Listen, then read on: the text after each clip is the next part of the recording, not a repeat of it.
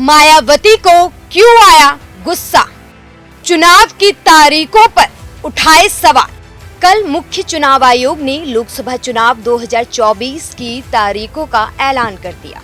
पूरे देश में 7 चरणों में लोकतंत्र का महापर्व मनाया जाएगा और इस महापर्व का जश्न 4 जून को मनेगा। लेकिन महापर्व की तैयारियों को लेकर विपक्ष सवाल उठा रहा है। बहुजनों की सबसे बड़ी नेताओं में से एक बहन जी को लोकसभा चुनाव 2024 7 चरणों में करवाना रास नहीं आ रहा है।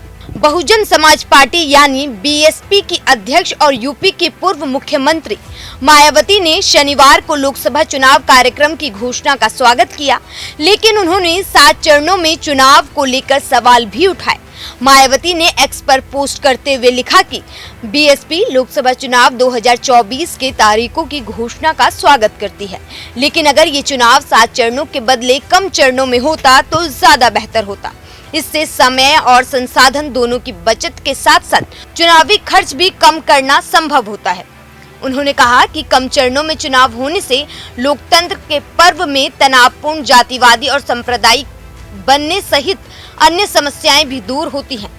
बीएसपी प्रमुख ने कहा कि करीब 2.5 महीने तक चुनावी प्रक्रिया जारी रहने से चुनाव में खर्च बढ़ेगा और चुनाव लंबे समय तक खिंचेगा, जिसकी वजह से गरीबों, उपेक्षितों व कमजोर तबकों के तन मन धन से चलने वाली पार्टी बीएसपी को धनवान पार्टियों से सही व ईमानदार तरीके से मुकाबला करना लगातार और भी मुश्किल हो जाएगा। इसके साथ ही मायावती ने कहा कि लोकतंत्र को जमीनी रूप से मजबूत करने के लिए चुनावों का निष्पक्ष व स्वतंत्र होना बेहद जरूरी है। मायावती ने कहा कि निर्वाचन आयोग सभी से सख्ती के साथ आदर्श आचार संहिता का पालन करवाए। बड़ी बात यह है कि 7 चरणों में चुनाव को लेकर विपक्ष के तमाम नेता सवाल उठा रहे हैं। कांग्रेस अध्यक्ष मल्लिकार्जुन खड़गे ने 7 चरणों में चुनाव को लेकर सवाल उठाए, लेकिन अगर पिछले लोकसभा चुनाव की तारीखों और चरणों पर नजर डालें तो सारे आरोप गलत साबित होंगे, क्योंकि 2019 में भी 7 चरणों में वोटिंग हुई थी। वहीं 2014 में 9 चरणों में वोटिंग हुई थी, जब केंद्र की सत्ता में यूपीए की सरकार थी।